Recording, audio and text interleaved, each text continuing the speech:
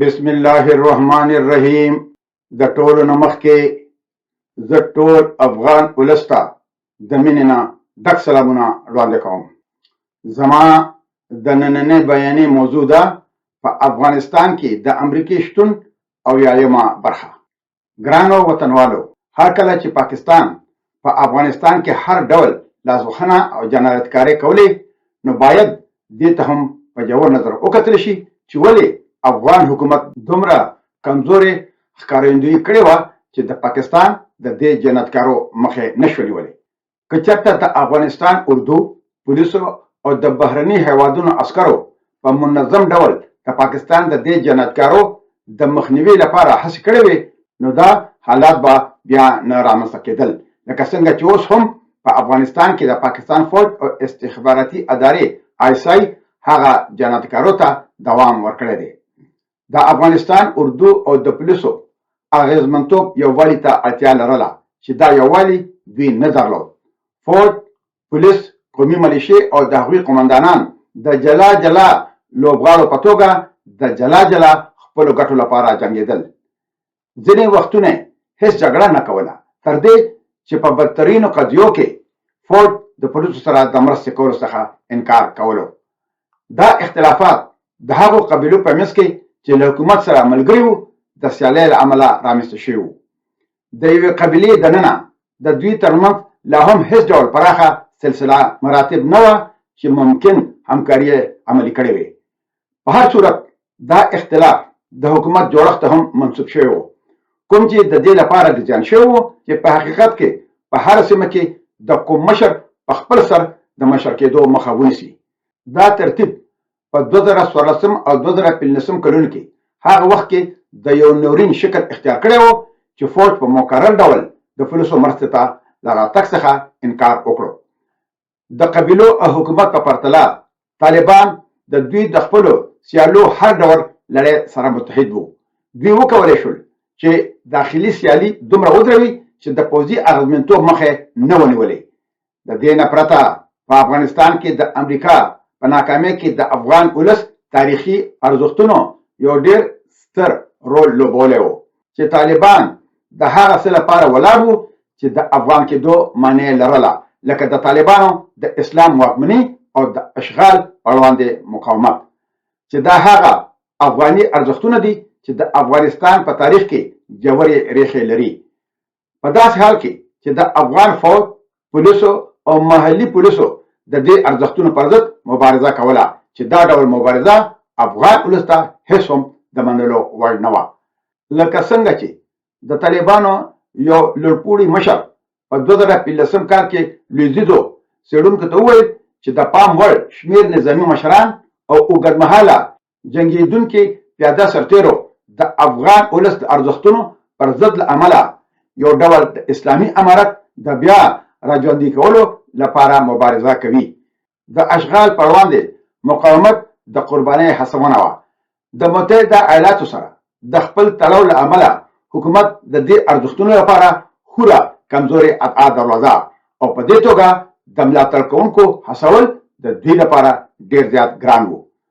اوسط عسکر او پولیس په ساده ډول غوښتل چې د خپل طالب سیال په پرتله لږه جګړه وکړي. ډېرې نشي کولی چې د افغانستان لپاره د کافر اشغالګر سره او د هغه غورځنګ په وړاندې چې د اسلام استازیتوب کوي د جګړې سره پخلا شي. دا وضاحت د جګړې په دویمه نیمایي کې روان و. په جګړه کې په شمېر کې لوړ او ښه اقبال شوي پولیس او سرتیري چې په دفاعي حالت کې وو په ګډه پرېکړه وکړه چې دوی په داسې حال کې جګړه نوره مخ په وړاندې نشي بوتلی او چې په سنګین، کندوز، نادلي، ګرشک، مارجه او لښکرګاه کې که څه هم اردو او پولیسو عددي برتري او ډېر زیات مهمات او اقبالات درلودل، له جګړې شاته شول. او کله چې به پولیس او عسکر تر فشار لاندې راغلل، نو ډېر ژر به تسلیمېدل. له بلې خوا د عسکرو او پولیسو چلند د عام ولس سره ښه نه و، ځکه چې دوی هر یو ولسي وګړي ته د طالب په نظر کتل، چې له دې له امله د دولت د عسکرو او د پولیسو سره د ولس واټن ورځ تر بلې زیاتېدو او ولس به د طالبانو سره د هر ډول همکارۍ لپاره تلل چې د اسلام او د اشغال پر وړاندې مقاومت د جګړې د پایلو لپاره یو اړین شرط ګڼل کېدو. په داسې حال کې چې خلکو په ډېری ځایونو کې د حکومت ملاتړ هم کاوه، لکه څنګه چې د نظر پښتنو او د اردو او پولیسو لپاره د سلګونو زره رضاکارانو لخوا ښودل شوی و. ډېرو افغانانو د طالبانو په پرتله حکومت خوښاوه او ډېر افغانان د طالبانو په پرتله د حکومت په استازیتوب خدمت کولو ته لیواله وو. مګر دا هم یو حقیقت و چې ډېر افغانان د طالبانو په استازیتوب وجلو او وجل کېدو ته لیواله وو، چې په دې کې اسلام او د اشغالګرو پر ضد مبارزې یو ډېر اهم رول لوبولی و.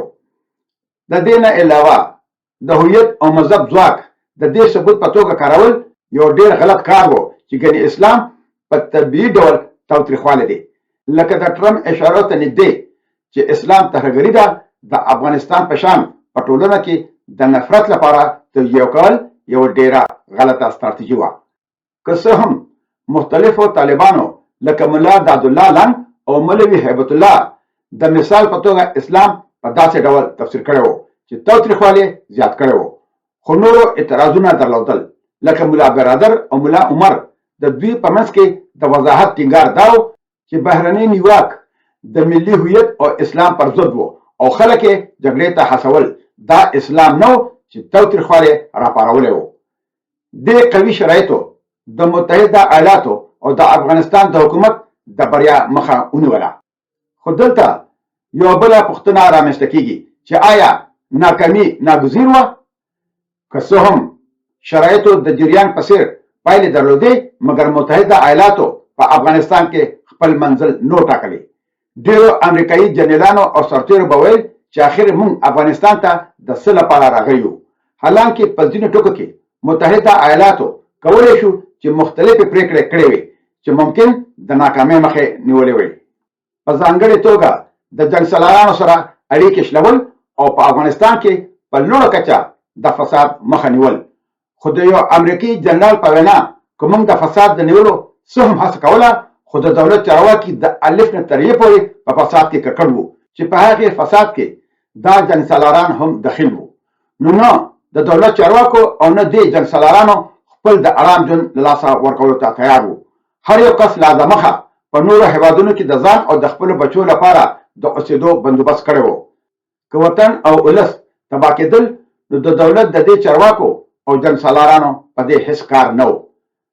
د بهرنیو قواو او د دولت د عسکرو او پولیسو لپاره فرصتونه د 2001 کال څخه تر 2015 کال پورې په لومړو کې هوره پراخ وو. د نوي افغان حکومت لپاره د خلکو ملاتړ لوړ و، لکه څنګه چې د بهرنیو شتون سره د صبر اظهار و، او دا هغه وخت و چې طالبان په ګډوډۍ کې وو. خو د امریکا پریکړو لکه جنګ سالارانو له لاس ورکول هغه لارې بندې کړې چې ممکن د راتلونکو جګړو د کلونو څخه مخنیوی شوی وي. د دې نه پرته لومړی د بوش د ادارې پریکړه وه چې طالبان د یرغل وروسته له جوړجاړي څخه وباسي. که څه هم طالبانو په نوي جوړجاړي کې د برخې اخیستو لپاره لیوالتیا ښودلې وه. لکه په 2001 کال کې د طالبانو د اړخه یو لیک او وروسته کرزي ته لاسرسی. بې له شکه چې هر ځل کرزي دې نظر ته خلاص و او هر ځل به هغه رنسفیلډ یا ډیکچیني او یا په خپله بوش ته د طالبانو په دولت کې د شمولیت اشاره کوله. خو د سپتمبر په 11 په غوسه او د لومړني چټک بریالیتوب وروسته دوی ټول ډېر زیات باوري وو او دوی د طالبانو سره جوړجاړي ته بالکل تیار نه وو. نوی حکومت جوړ شو او اساسي قانون د طالبانو پرته رامنځته شو او دوی دا تمه نه درلوده چې ګنې ملا عمر او ټول غورځنګ به په رښتیا سره بیا جوړ شي. مګر د طالبانو کافي لوی مشرانو لکه برادر عبدالله او منصور لیوالتیا درلوده چې د طالبانو سره جوړجاړي ته رسېدلو به راتلونکي تاوتریخوالي ځنډولی او یا کم کړی و. بوش او د هغه ټیم بیا د افغانستان د دفاع لپاره ډېر کم فورټ او پولیس جوړ کړل. د طالبانو د ګواښ له پامه غورځولو سره د 2006 کال پورې یوازې 6,000 افغان فوجیان روزل شوي وو. د دې نه وروسته چې څه وشول، نو زه به هغه په خپله راتلونکي ویډیو کې ستاسو په خدمت کې وړاندې کوم انشاءالله. ګران وطنوالو، اوس به په لویه لاس سپارم. تل دې وي پښتو، تل دې وي پښتونولي او تل دې وي د اباسین او د مارګلې د غرونو نه تر د امو دریا پورې زمونږ د پلار نیکه ګران خوږ ګلالي او ګل ګلزار وطن لوی افغانستان د ازادۍ په هیله مشال خان ټکر.